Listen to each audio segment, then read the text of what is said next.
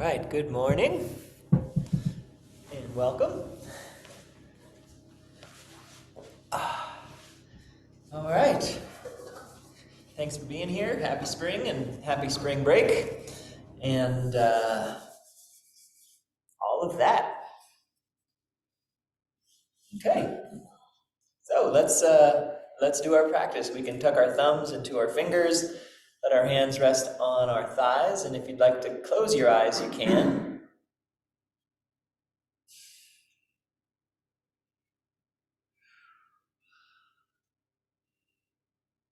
I think that most everyone here is pretty oriented to the process, so we can just allow our awareness to settle into the three treasures: the body and the alignment of the body, the breath and the movement of the breath, and the mind and the focus of the mind.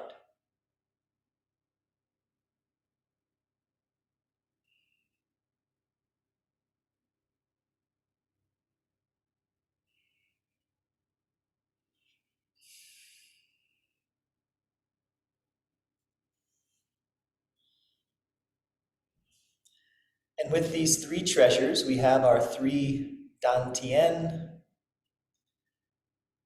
And with the three Dantien, we have the three bony cavities. So with the lower Dantien, we can think about the pelvis, this big bony cavity of the pelvis. And as we know, bones are connective tissue. Connective tissue generates a piezoelectric current.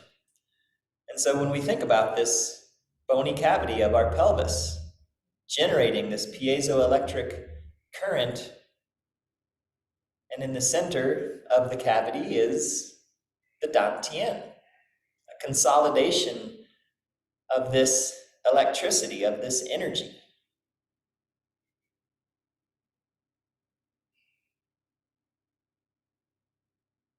And we have the bony cavity of the rib cage and the middle Dantien.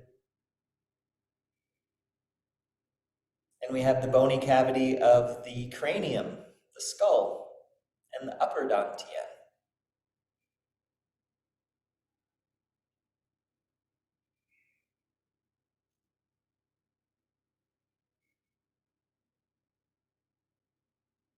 And it can be an interesting exercise to just ponder the nature of these bony cavities, like the nature of their structure, their function, their frequency. You know, the bowl of the pelvis and essentially the bowl of the cranium are quite different from each other. Different frequencies. And so just thinking about that, or the ribs and the rib cage, what they look like, what they do. Just considering those things within the context of the Jing and the Qi and the Shen. Interesting thing to ponder, to see what insights arise.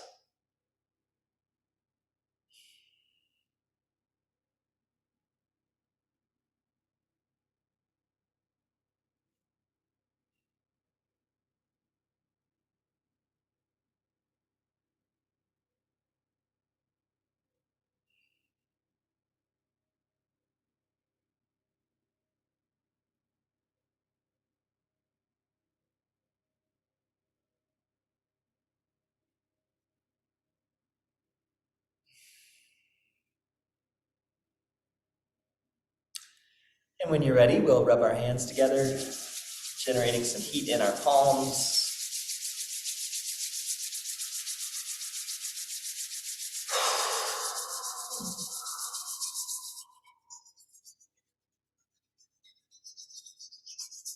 And we can take a nice deep breath in together. Exhale, shake it out. rub our hands together again. And we can just do a shorter seated self-massage this morning. So if you'd like, you can massage your face.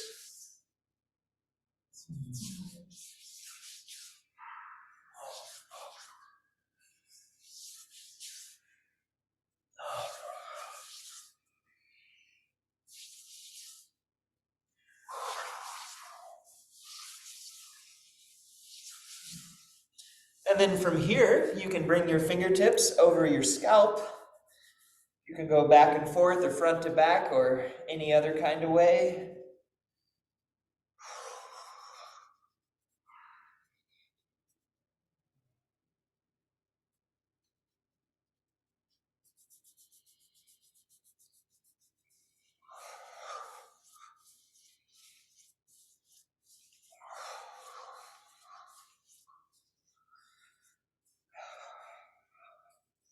And as you're ready, you can draw your hands down the back of your neck and maybe take your time as you draw your hands around the base of your neck, maybe even taking a few moments to give yourselves a little neck rub, neck massage.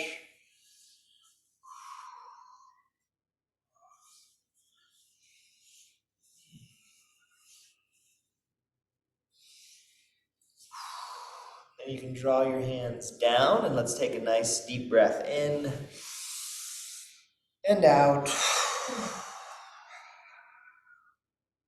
Rubbing the palms together.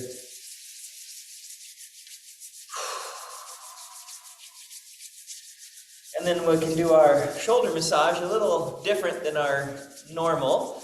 So if you'd like, you can make a beak with your fingers or a soft fist or a karate chop, and you can, if you want to brace one arm with the other and just give yourself some pats on your shoulder and your trapezius muscle. And if you'd like, you can also keep patting until you come underneath your collarbone and just working back and forth underneath the collarbone. Maybe even back up to the shoulder if that's what feels appropriate.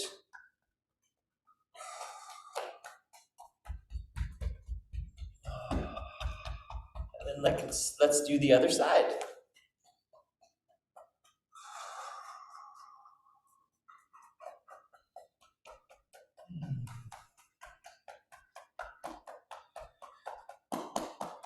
When you're done with the shoulder, you can come under the collarbone, working back and forth. And then we can take both hands and kind of do our Tarzan gorilla patting up and down the edge of the breastbone, the edge of the sternum. And inevitably, as you're moving up and down the sternum, you might find some spots that are particularly tender. And if you do, you can hang out there, be gentle as you tap, but breathe into those sensations. If it feels really tender, it might mean there's a little congested chi in that area, and we're just helping it to move. And then you can come down onto your lower ribs and patting the lower ribs. And then you can continue to pat the lower ribs and pat onto the belly, or you can massaging your abdomen, massaging your internal organs.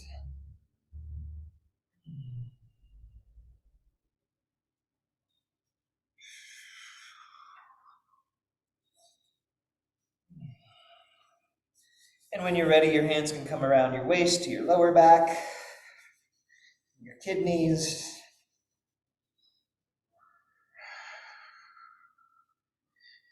And then we can draw our hands out and shake them out.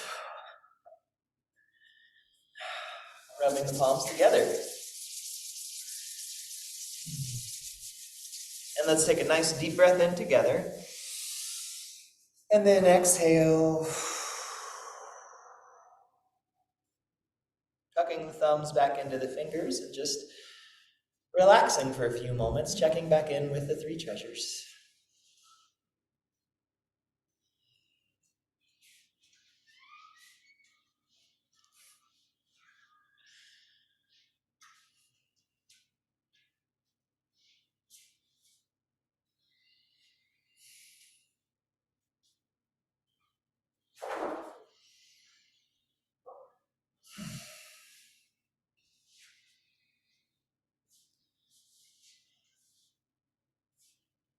And whenever you're ready, you can open your eyes. All right. Well, any questions about anything?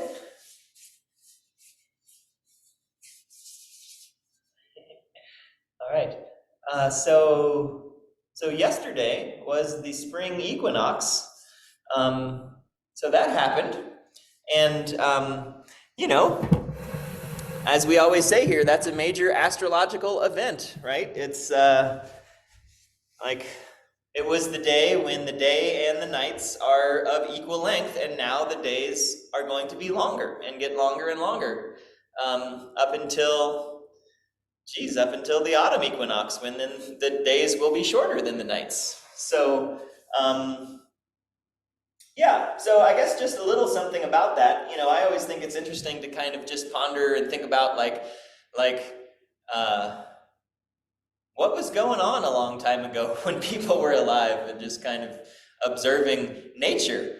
And I think that's where symbols like this arise. I feel like from what I've heard from teachers who heard from their teachers and probably heard it from their teachers all the way back, is like there's this space that we occupy. And so if we're kind of considering the space, we're considering that there are these four directions in space. So, if we've got a circle, it's like, here's our space, and it seems like there's these four directions to the space, and one of those directions corresponds to, if we're kind of thinking about day and night, and day being the time when people are generally awake and active and doing things, because we're not nocturnal animals, by nature at least.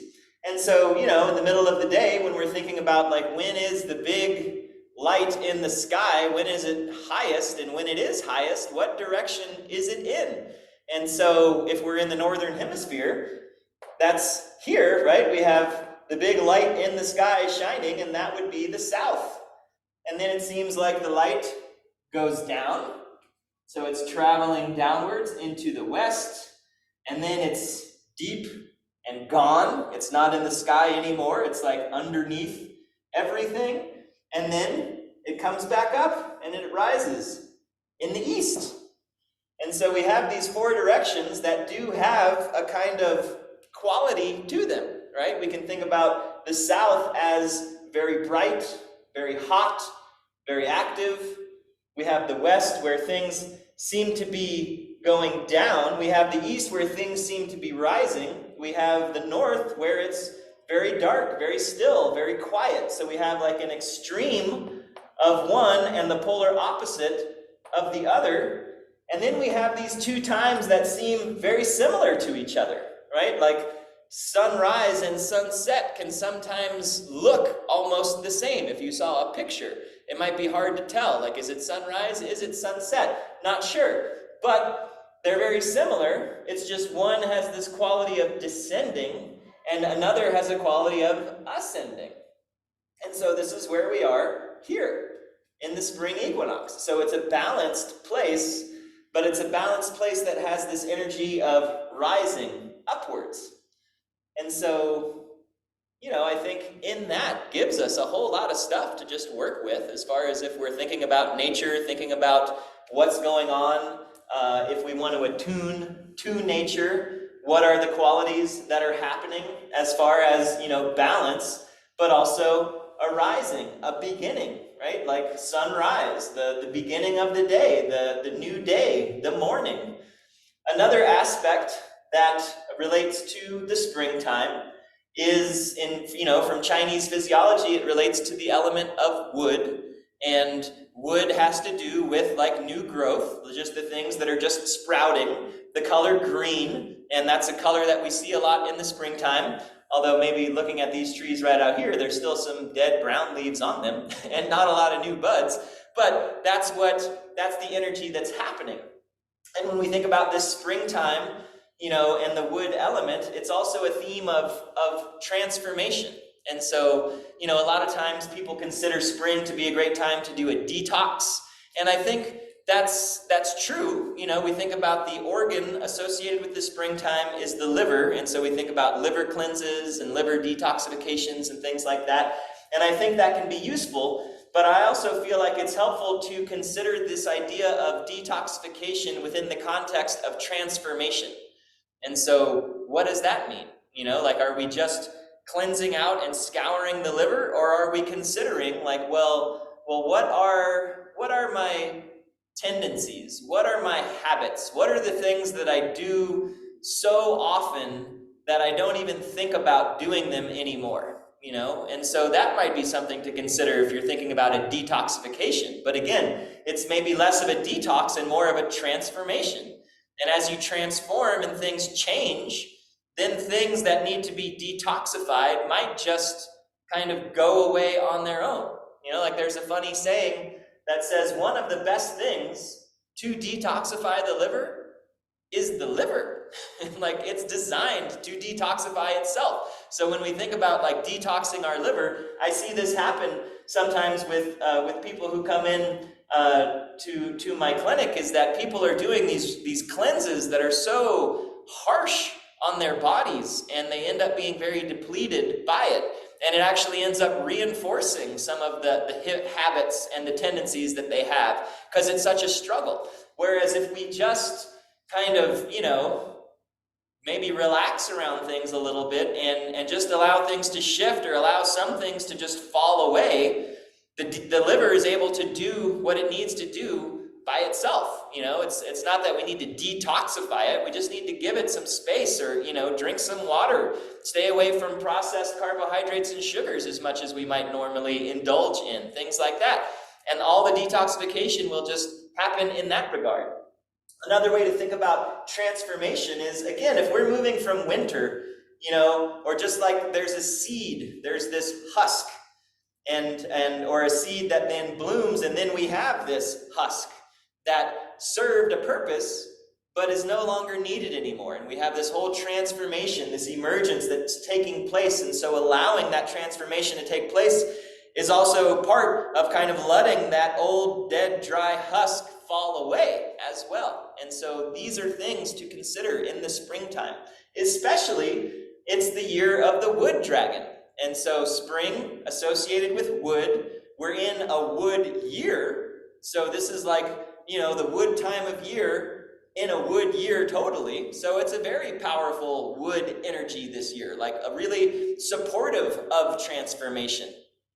When we're in March, but it's the latter half of March, and then when we move into April, that's the month associated with the dragon. So it's the wood time of year in the wood year, moving into the month of the dragon in the year of the dragon. So, like, think about that. You know, that's a thing, right? Lots of wood dragon energy, lots of transformative energy. And so the invitation around this time of year, again, is what I would suggest is to play with this idea of, if you are doing a cleanse or a detox, spring cleaning, things like this, considering it within the context of transformation.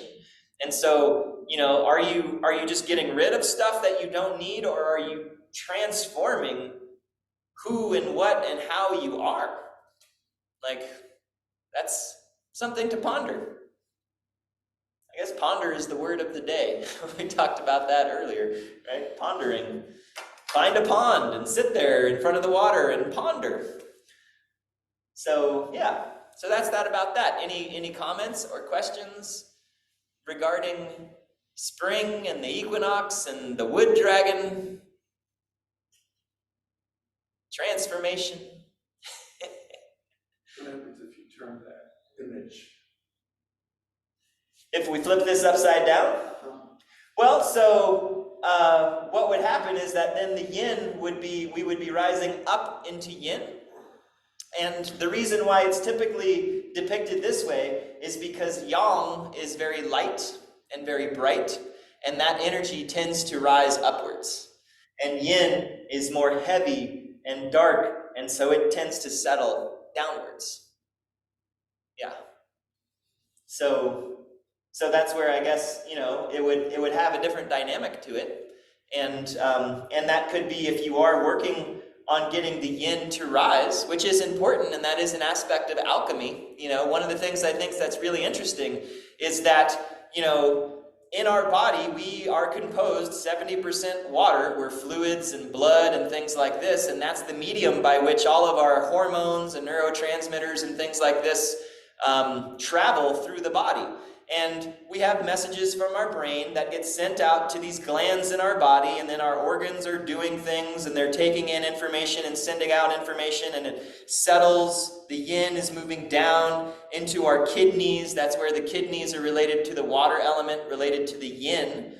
But then there's this yang, the kidney yang energy, literally works to steam those fluids, to get the yin to rise back upwards so that we can receive information back in our brain, and our hypothalamus and our pituitary can make decisions based on that information that we're getting back up in our brain. And so this steaming, this rising of the yin energy, like steam, is the character for qi, which I think is really cool.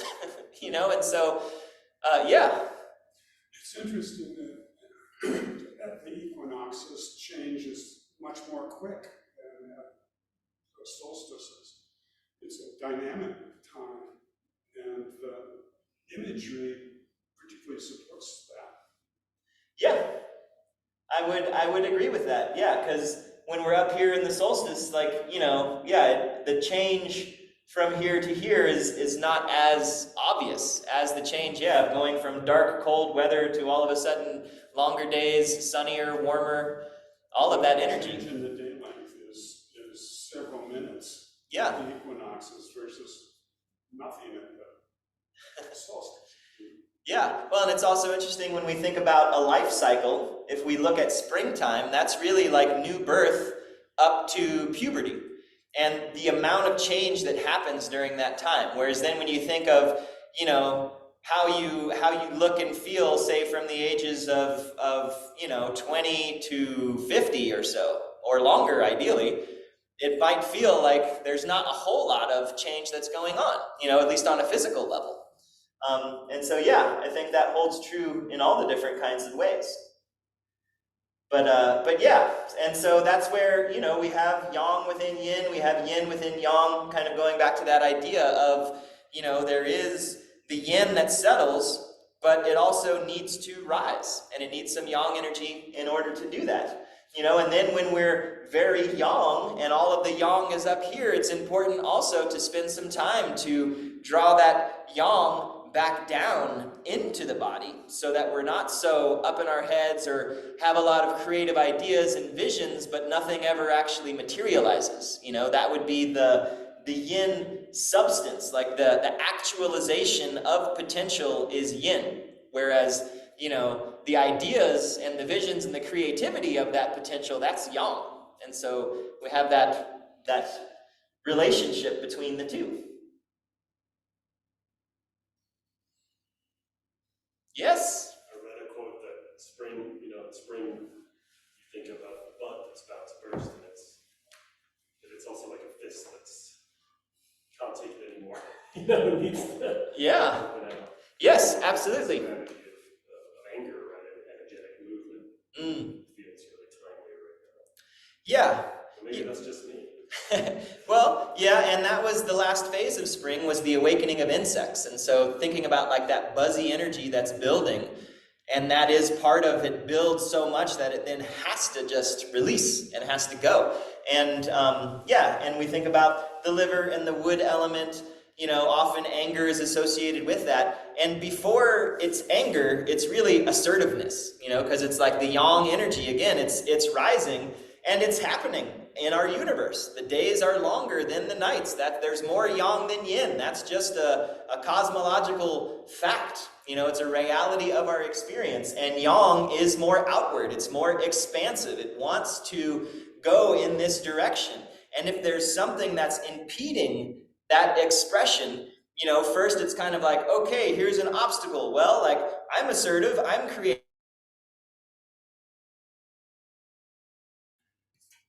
Hello again. All right.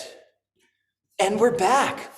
So hopefully that wasn't too long. So we're talking about, yeah, so there's that expansive energy, and that's the nature of it. And if there's something that's blocking that expansion, again, first it can be assertive and creative and trying to figure out a way around it. But if that obstacle continues to be there, then it can become angry. And it's like, get out of my way. I'm going where I want to go. I'm a seed. I have a plan. I'm going to bloom into this flower, and I'm going to just break through this concrete if that's what I need to do. And so that's also where we want to balance out that expansive creative energy with flexibility. That's where in the wood element, the liver organ, the eyes are the sense organ of the liver. And we see this most obviously with things like hepatitis, where your eyes will change color because your liver is inflamed. You get a yellow tint to your eyes. But when we think about the eyes, we think about this idea of the vision, of the seed has the vision of where it's going, what it wants to become. It's following a plan.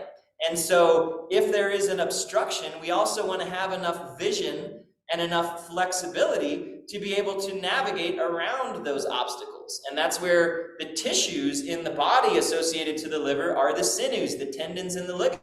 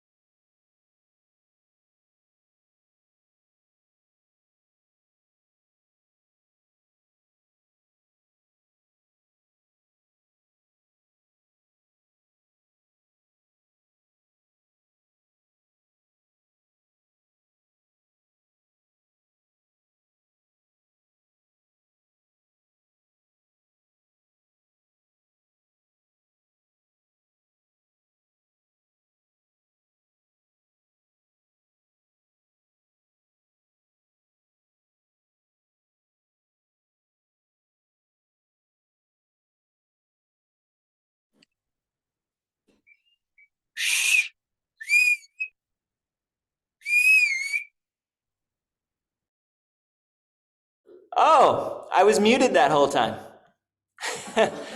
Thanks for whistling and letting me know. So we were talking about benevolence and the character for benevolence and how it looks like the wood element. Probably what I should do is stop talking and we'll just begin our practice. And if you have any questions, you can send them to me in an email. All right. We have our vision and our plan, and we run into obstacles, and then we see what happens.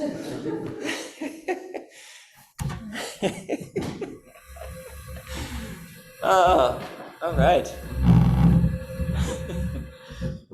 Well, thanks for persevering, those of you who are still here.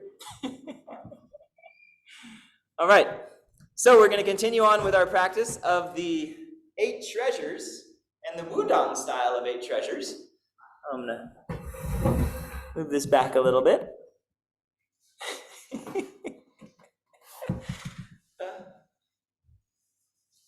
Okay. Good. fun with technology. All right, so I do want to start with the Padai Qigong today because it's springtime. It's a great thing to do in the spring, and then we'll move into the Wudang style 8 treasures. So some of you were not here last week. Some of you were. Any questions about that form that we went through last time? We'll go through it again. So, and we'll take a little more time with it as well. Okay, great. So let's find ourselves in a standing position. And we can just take a couple moments to align here in this new shape. And so I always like to lift my toes off the ground. I think most of you are familiar with these cues. So 3 points of contact on the feet, the heels, the outside edge of the foot, the big toe mound, allowing the knees to be soft. And just feeling your weight settle into the ground through these 3 points of contact.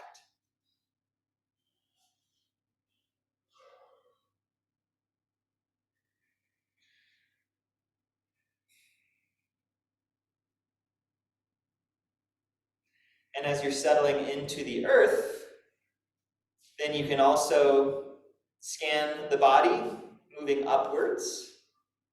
And so from the pelvis, rising up into the ribs, taking a nice deep breath into the rib cage, finding like 360 degrees of your rib cage.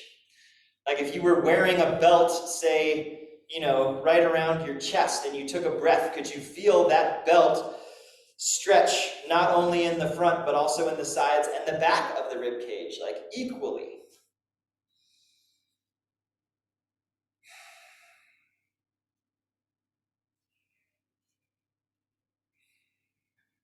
Also checking in with your shoulders and your collarbones, just noticing if the shoulders are rolling forward a little bit, if there's some weight pulling forward, thinking about lifting them up. It might be helpful if you want to just bring your fingertips up and touch the collarbones. And see if you can lift the collarbones upwards. So if you're rounded forward a little bit, you touch your collarbones, and then you think, well, can I, just resting my fingers here, from my collarbones, can I bring my hands up a little higher and get a little taller and broader across the chest? And sometimes when we do this, it feels like we're standing like this, but we're not. We're really just standing up. If you come up and your chin comes up as well, then that's our trusty occipital protuberance, and we can reach back and slightly up through the back of the head so the chin very slightly tucks and the head pulls back, positioned over the shoulders that are nice and wide. And we can take a nice deep breath into the sides and the back of our rib cage. We can make sure that our knees are unlocked and we're settled into our heels. And we can feel this strong, stable posture. And again, we are composed of a collagen crystalline matrix. Bones, tendons, ligaments, skin, all of this conducts and generates piezoelectricity. And so as we're aligned in gravity and we have our weight rooted into the earth, and we also have this strength that's creating length and width and lifting us up into the sky, we have a little bit of tension in both directions. That creates this piezoelectric charge that is grounded into the earth, that is expanding up into the sky. That is like exciting when I think about it, that is a reality. And this piezoelectric charge can help to reform and reshape, transform our collagen crystalline matrix.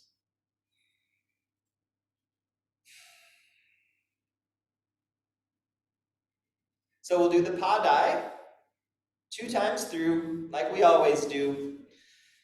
We'll move through the first time nice and easy, and the second time a little bit quicker. So let's rub our hands together. The first several places that we pat are on our head, so be nice and gentle as you pat your head. And And we'll count 2 sets of 8, counting in Chinese, beginning with the cheeks. So, 1、2、3、4、5、6、7、8。2、2、3、4、5、6、7、8。Side of the head. 1、2、3、4、5、6、7、8。2、2、3、4、5、6、7、8。Back of the head. 1、2、3、4、5、6、7、8。2、2、3、4、5、6、7、8。Top of the head. 1、2、3、4、5、6、7、8。2、2、3、4、5、6、7、8。Other side. 1、2、3、4、5、6、7、8。2、2、3、4、5、6、7、8。Forehead. 1、2、3、4、5、6、7、8。2、2、3、4、5、6、7、8。1、2、3、4、5、6、7、8。2、2、3、4、5、6、7、8。Neck. 1、2、3、4、5、6、7、8。2、2、3、4、5、6、7、8。1、2、3、4、5、6、7、8。2、2、3、4、5、6、7、8。Chest. 1、2、3、4、5、6、7、8。2、2、3、4、5、6、7、8。Shoulders. 1、2、3、4、5、6、7、8。2、2、3、4、5、6、7、8。1、2、3、4、5、6、7、8。2、2、3、4、5、6、7、8。Under the arm. 1、2、3、4、5、6、7、8。2、2、3、4、5、6、7、8。1、2、3、4、5、6、7、8。2、2、3、4、5、6、7、8。Elbows. 1、2、3、4、5、6、7、8。2、2、3、4、5、6、7、8。1、2、3、4、5、6、7、8。2、2、3、4、5、6、7、8。Hands. 1、2、3、4、5、6、7、8。2、2、3、4、5、6、7、8。1、2、3、4、5、6、7、8。2、2、3、4、5、6、7、8。Lower ribs. 1、2、3、4、5、6、7、8。2、2、3、4、5、6、7、8。Belly. 1、2、3、4、5、6、7、8。2、2、3、4、5、6、7、8。1、2、3、4、5、6、7、8。2、2、3、4、5、6、7、8。Lower back. 1、2、3、4、5、6、7、8。2、2、3、4、5、6、7、8。Hips.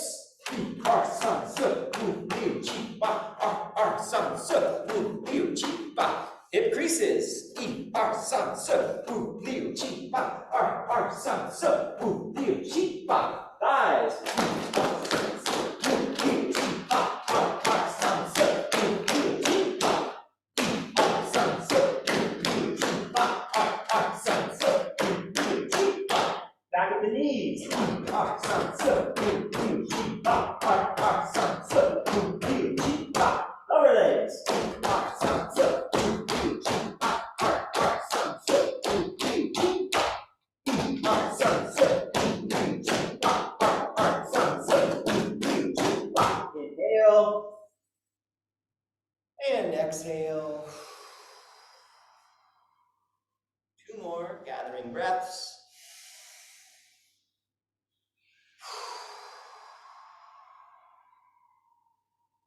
One more.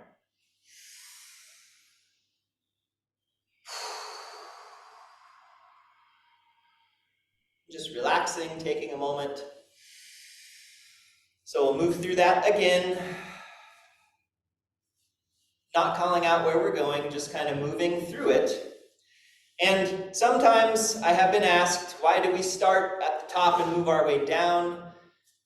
And just, again, to facilitate some intention as we move through this, usually we start at our head because this is where our orifices of perception are. So we want to open up the orifices of perception so that then everything else can flow from there. And another way of saying the same thing is that what we're doing with our practice, we are inviting heaven to move through us into the earth. So that's a piece of it. Sometimes we're working to bring the sky, yang, down into yin. Sometimes we're bringing yin up into yang. There's not one way that's right and the other way that's wrong. There's just different intentions,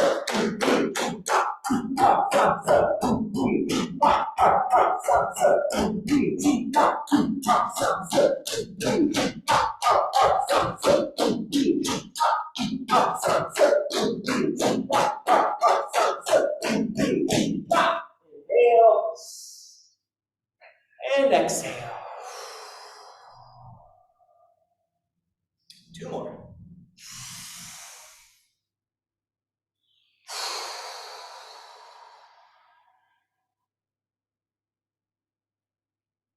One more.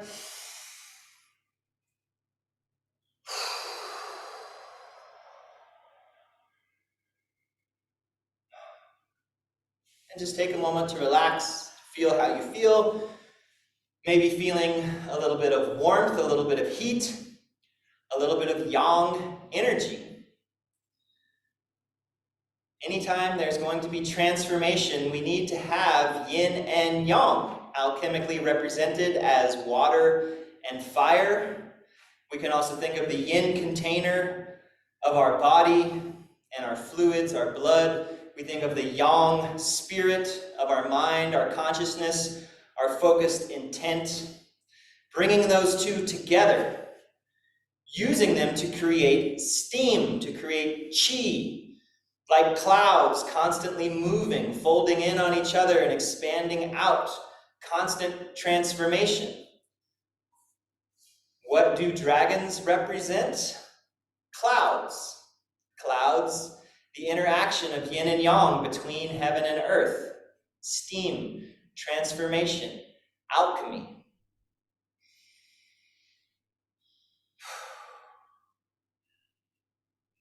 So we're going to move through the 8 treasures. Wudang style. And so for those of you who didn't do this with us before, the 8 treasures are a kind of a Qigong standard of a form.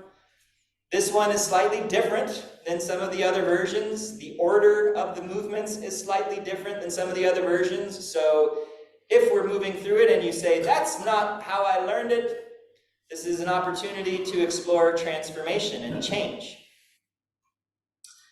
So I'll mirror you. Let's begin by stepping our feet a little closer together. Coming into alignment between heaven and earth. As the feet are closer together, you can still bend your knees slightly, maybe lifting your toes, finding your 3 points of contact. Breathing into the back of the rib cage, extending up and slightly back through the back of the head, lengthening the back of the neck.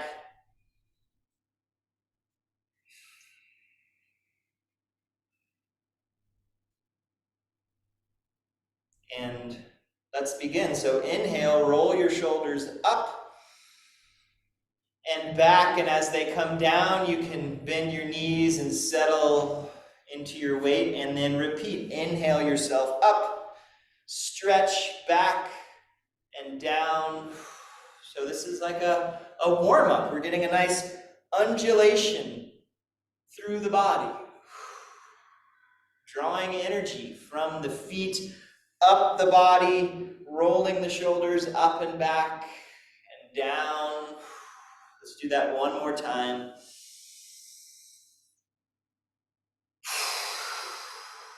As you come down, you can stay low. Take a step out to your left. And then the hands can come together. Inhale the hands up to the chest. Exhale, relax, palms up, the hands out in front. Inhale the arms out to the sides. Exhale, bring the hands palm up close to the ears. Settling into the knees, and then inhale, press up. Look up, and then exhale the arms out to the sides. Knees can settle. And let's do that a couple more times.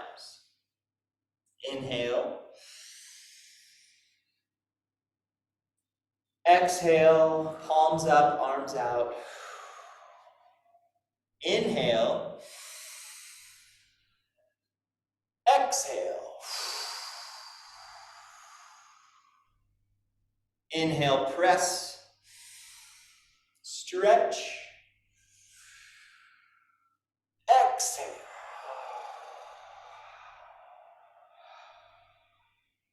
Continuing on. Inhale. And then exhale, open your heart. Inhale, expand. Exhale, hands to the ears like you're listening to the universe. Inhale. Exhale. Let's do 2 more of this movement. Let the movement be like a meditation. Inhale, nice and slow, take your time. Exhale. Palms up, inhale out to the sides. And then exhale, hands to the ears. Inhale, press. Exhale.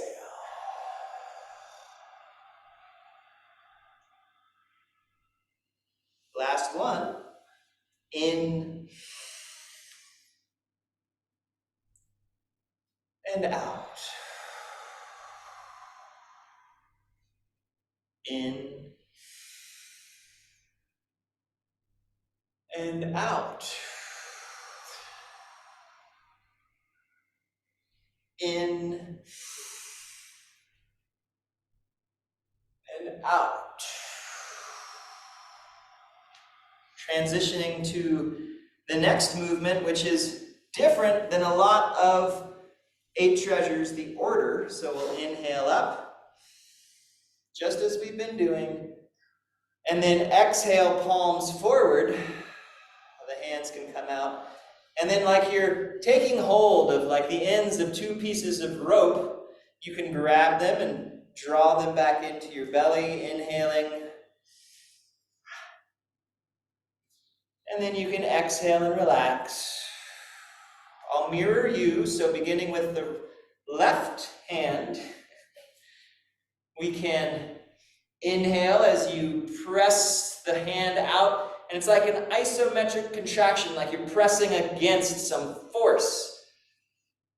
Inhaling and letting it build, and then exhale and relax. Open the palm. And like you're grabbing hold of a rope, and now you're working a pulley system between your 2 hands. Inhale as you pull one hand in and the other hand is pulling out, and there's like you're fighting against the tension on both sides, building heat, building strength. Inhale, let it build, and then exhale. Relax. Grab hold, and again, inhale. Use your strength. Use your intention, use your imagination to activate some muscles, build the tension, and then let it go. Grab hold, and again, inhale. Feel some strength building, feel some heat building, charging up, and release. And inhale just this hand.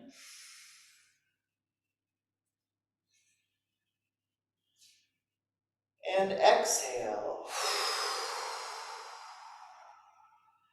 Inhale the arms up, step the feet a little closer together. And then exhale down the front. Take your time, take as many breaths as you need. You might need to catch your breath a little bit after that last movement.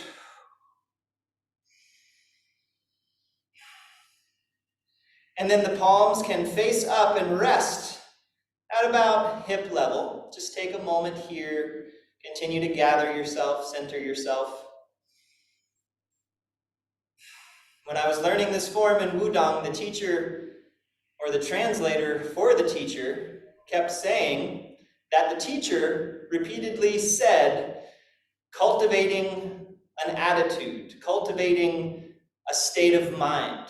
So as we move through this exercise, continually to just cultivate that meditative, still, relaxed quality of mind, embodied in our physical form. I'll continue to mirror you. And so just breathe naturally. We'll begin with the right hand as it floats upwards. As it comes in front of our face, our bodies can rotate slightly to the left. That right palm can face up. The left palm can face down. We can reach the palms away from each other as we inhale, stretching and a gentle rotation. And then relax, exhale, this upper hand floats down. The knees can bend slightly, following the movement of the hand down, letting the energy settle deep in the body. And then the left hand begins to rise up. And as it gets to about the level of the face or the top of the head, the palm faces up. The right palm faces down behind us, reaching in both directions as we inhale. And then exhale. Let the energy descend. Let the energy settle. We talked a lot about how Wudong is very much a watery type of place. Everybody wears blue and black. They revere Jin Wu, the true warrior related to the kidneys. They have a lot of turtle imagery. Inhaling as we stretch and gently rotate. And then exhale, relax. Allowing the body to settle, allowing the mind to settle.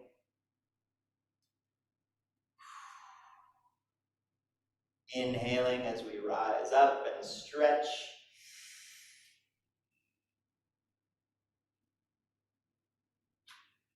Exhale.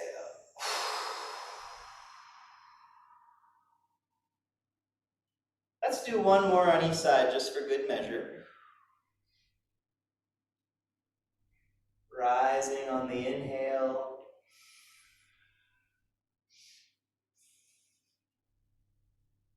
Exhaling.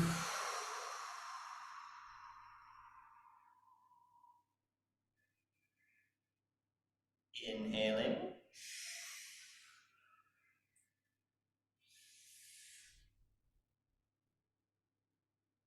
Exhale.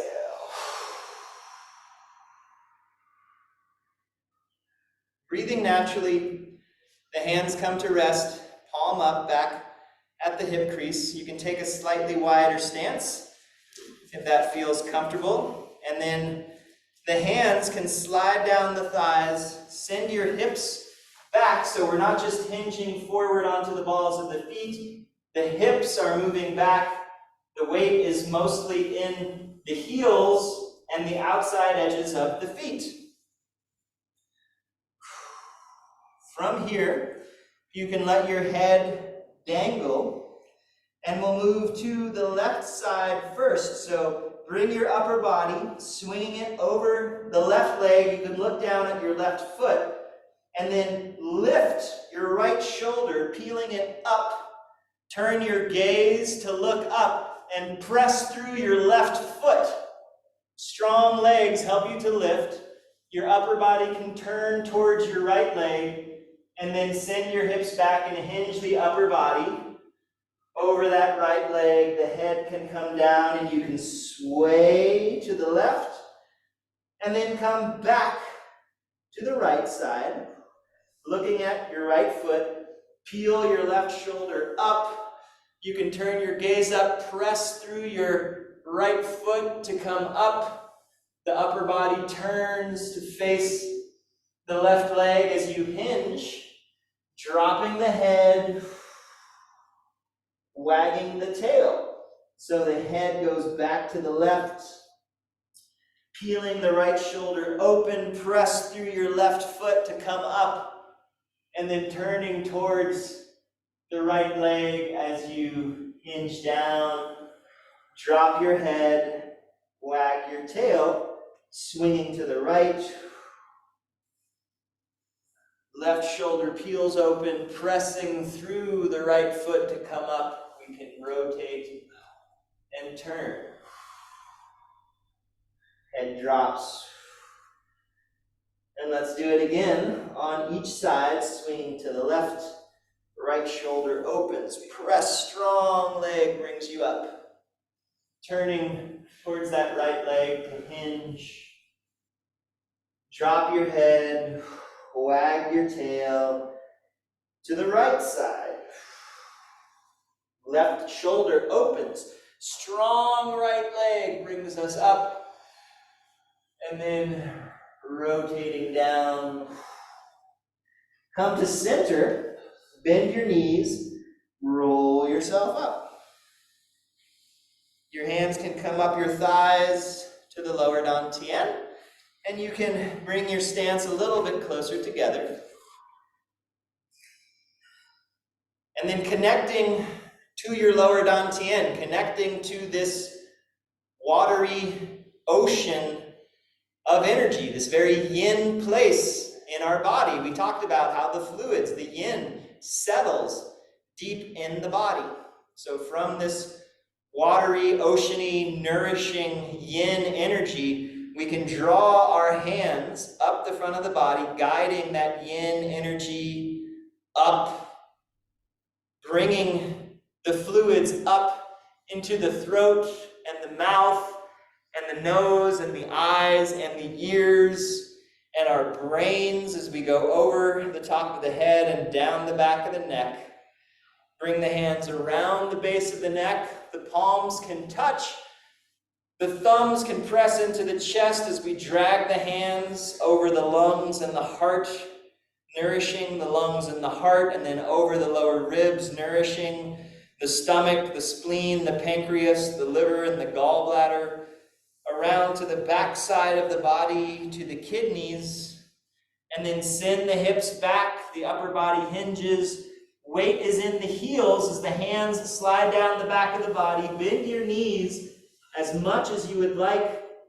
The hands come over the top of the feet. Press into your shin bones and pull yourself from your occipital protuberance, the back of your skull, pulling you up as the hands drag up the front of the body and return to the lower dantian. And take a moment and rest. And this movement, replenishing taxation. Life is yang. It burns up our yin, so we want to make sure we've got enough yin, and that yin is getting to where it needs to go, so we can again bring it from the lower dantian up, onto our faces, into our heads, down the back of the neck and around, nourishing our lungs and our heart, our liver and spleens, our kidneys. Hips move back, hands slide down the back side of the legs. The knees can bend, hands over the top of the feet, pressing into the shins, dragging from the back of the skull up, nice strong spine, and returning to the lower dantian. Take a breath.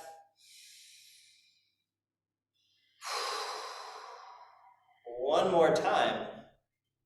Up from the lower dantian, drawing in to all of the yang, the sensory organs, the brain, around the neck, nourishing the organs, around to the lower ribs, to the lower back, hips back and down, connecting to the earth, the yin of the earth, and then drawing that up.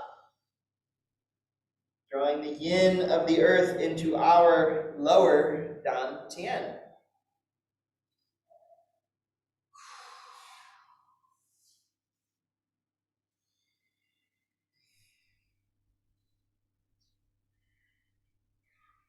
Next movement, drawing the hands to either side of the hips.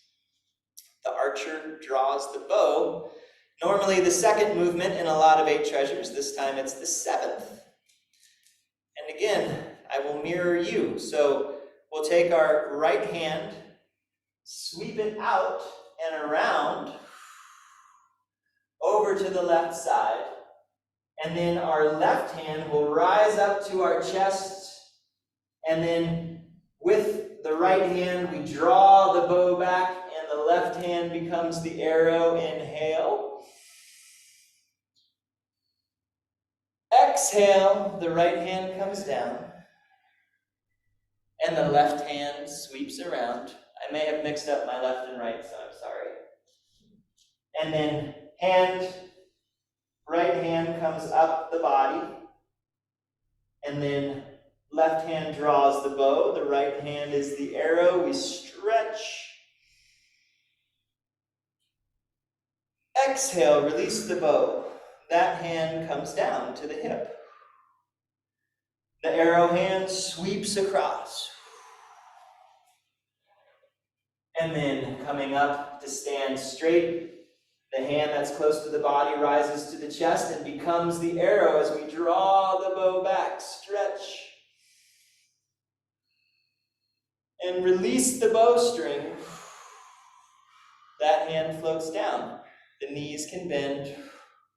And then our arrow hand sweeps around.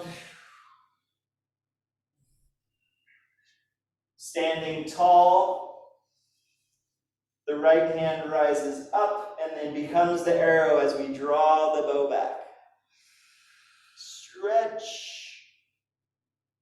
release. Arrow hand sweeps across, standing up straight. Left hand becomes the arrow as we draw the bow back. Release the bow. This hand, let's do it one more time on each side. Sweeps across, nice and tall. Draw your bow, extend your arrow, aim, and release. Last one, the arm sweeps across, rising up, drawing back.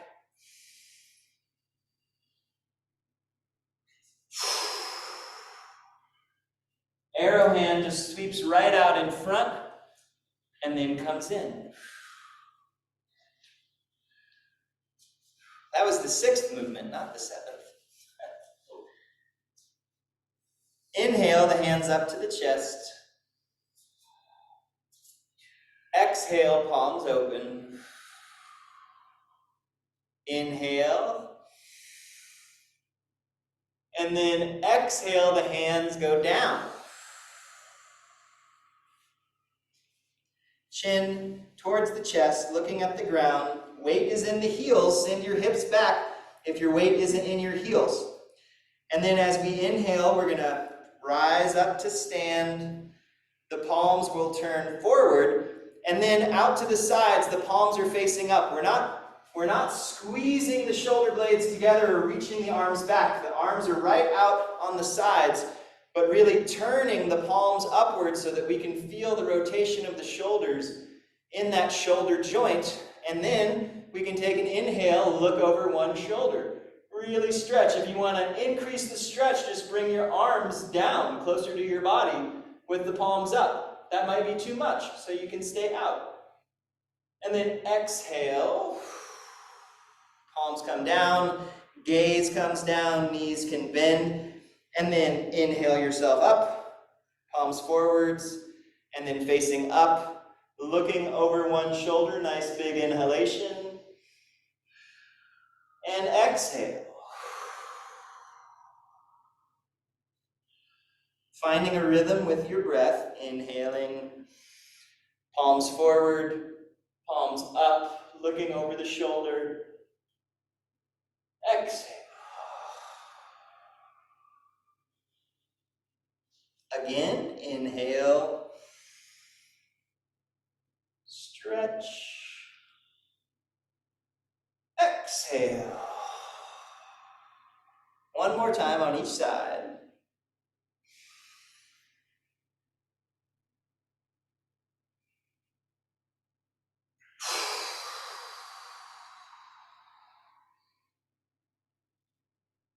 Inhaling, palms facing forward, stretch,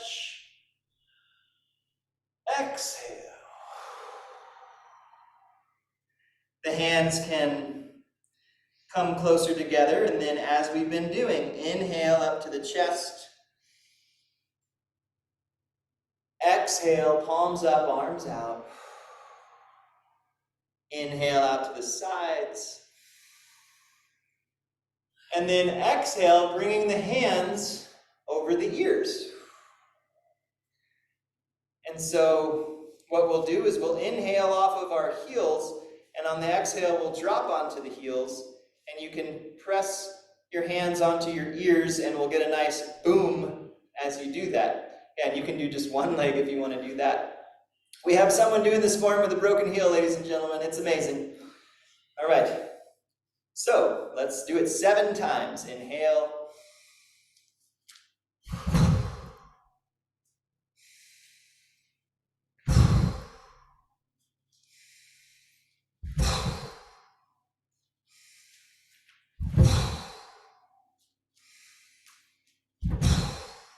Two more.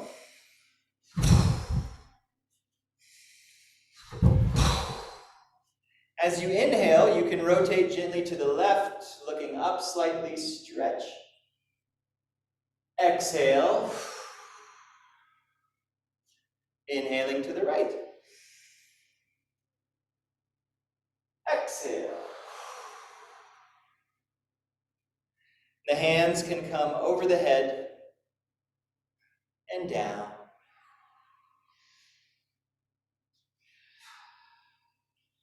Inhale the arms out and up, step the feet a little closer together. Exhale the hands down the front of the body. As the hands travel down to the lower dantian, you can allow your knees to bend a little more deeply. The hands are folded over the lower dantian. And then let's inhale, roll our shoulders up. The hands can separate. And then exhale down and back. And take a few moments to stand here.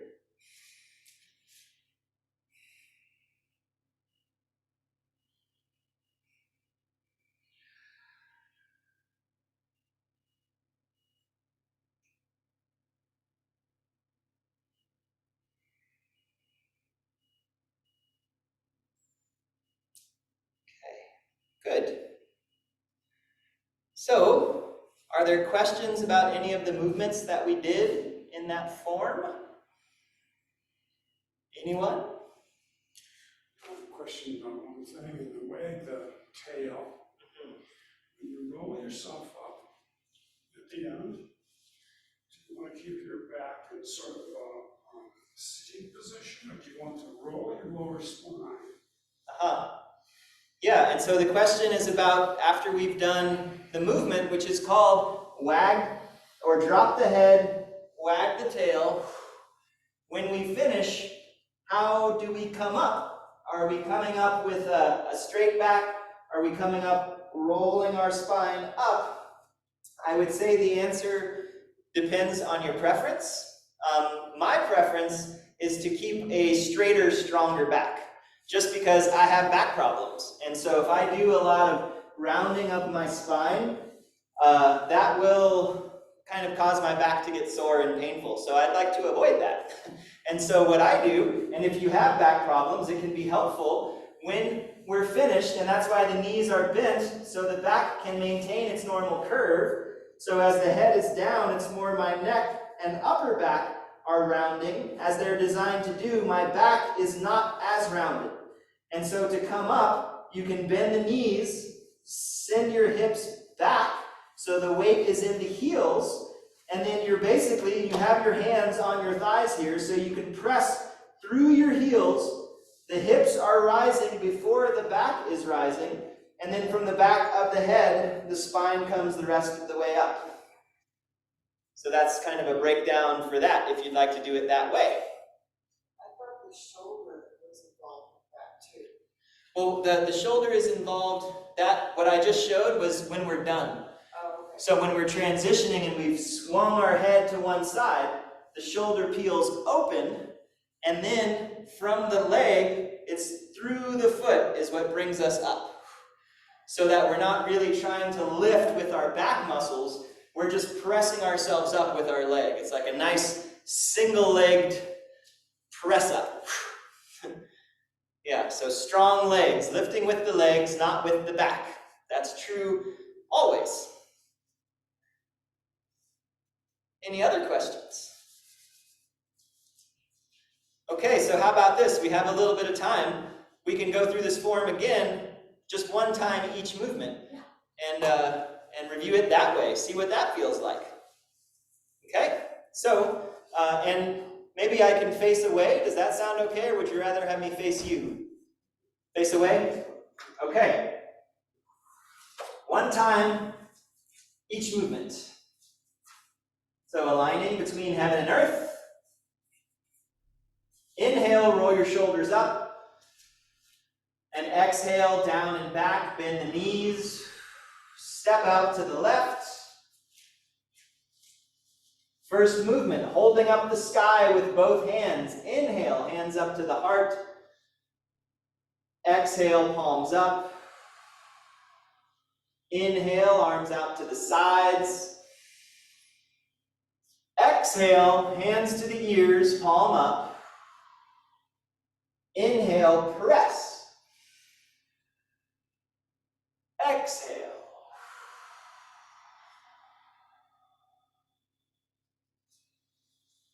Next movement, inhale the hands up to the heart. Exhale, palms face forward, press the palms away from you. Grab 2 pieces of rope. Inhale in. And then exhale, settle. Inhale like you're pressing against something. Build some strength. And then relax. Grab onto the rope and pull. Work the pulley system. Inhaling, build the tension.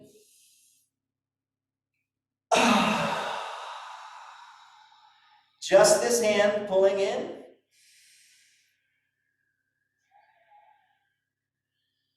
And relax.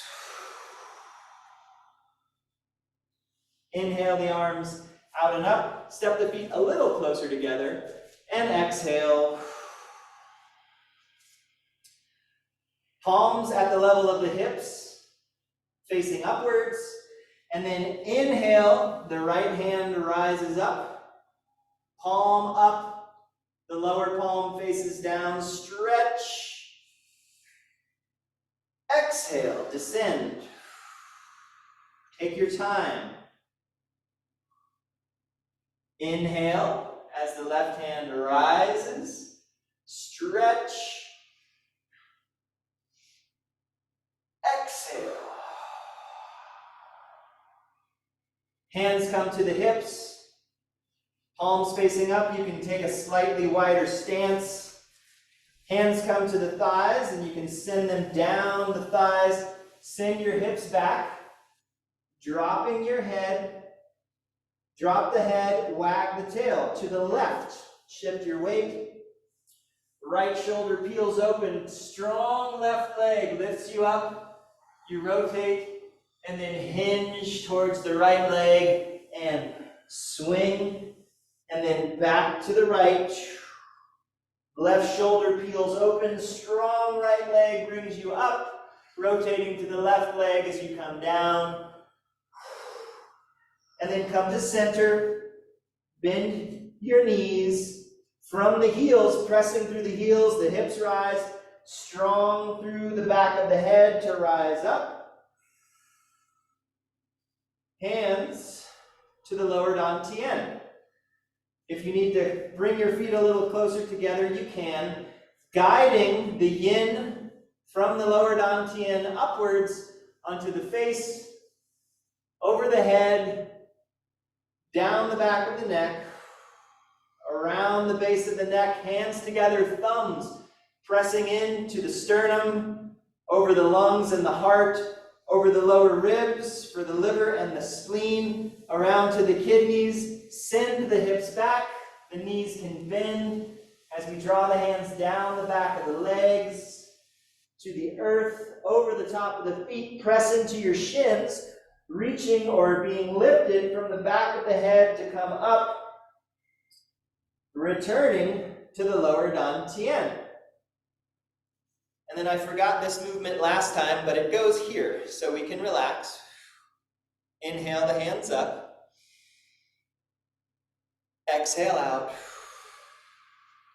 Inhale, stretch. And then exhale down. So we did this movement, I just had it out of this particular order.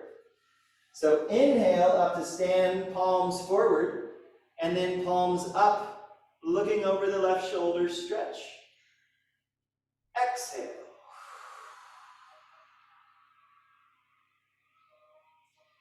Inhale, rising up, palms forward, palms face up, looking over the right shoulder. Exhale. And then Inhale, hands out and up. Exhale, the hands come down. Palms facing up on either side of the hips. The archer draws the bow. Right hand sweeps out and across the front of the body. Left hand rises up the side of the body, and we draw the bow, point the arrow. Exhale, release the bow, the hand comes down. Left hand sweeps out in front. Right hand comes up the side of the body. Draw the bow, point the arrow.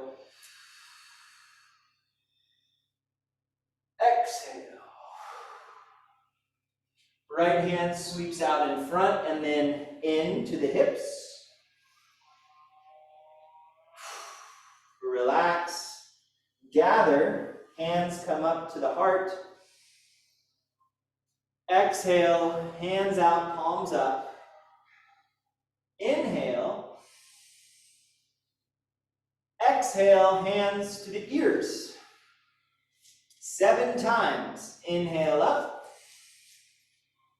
Exhale.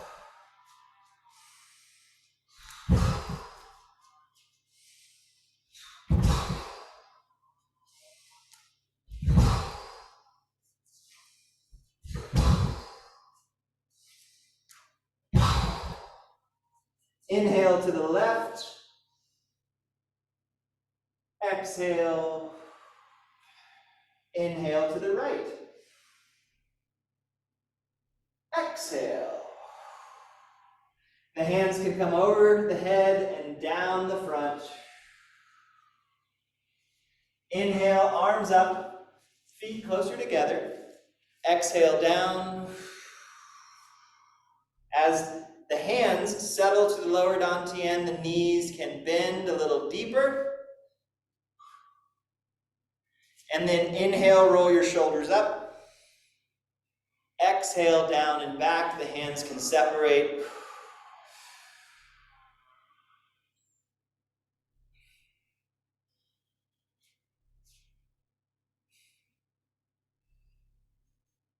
And then we can rub our hands together. Let's massage our faces up and down a couple times. Back and forth over the top of the head. Down the back of the neck and around. Over the chest, lower ribs and belly. Around the waist to the lower back. Drawing the hands out. Shake them out. And then we'll pat up one arm. And down. And then up the other arm. And down. Around and down the back of the body. Up the front. And around and down.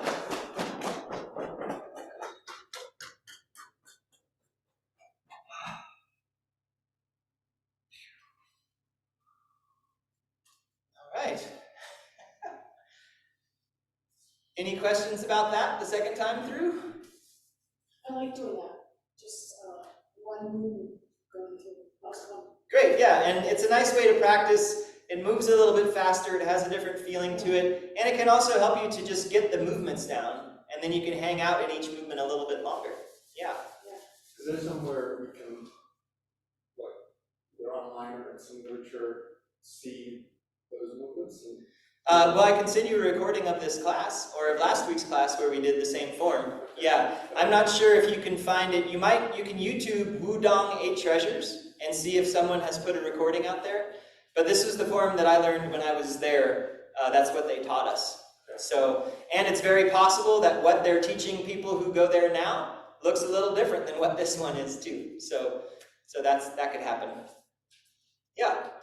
All right, so next week we'll be having a class. I'm participating as a faculty in a teacher training. So next week's class is going to include some of those students, any of them who choose to attend. And so we'll be reviewing what we've done in here before, the Bujang Qigong, and and we might have more people online, but we might not. So we'll see. But that's the plan for next week, just so you know. And Bujong Qigong, we've done it before. It's the 4 simple movements, but also some breath work and some self-massage work and things like this. And so very simple, very accessible, but also very deep and very profound. So, so that's the plan for next week. So if you'd like a recording of this comedy of errors, let me know, and I'll send you a This is video. the one-on-one. And thank you for being here. Thanks for practicing, and thanks everyone for again for persevering online for and dealing with technology and my own lack of unmuting myself. All right, have a great week. We'll see you next time.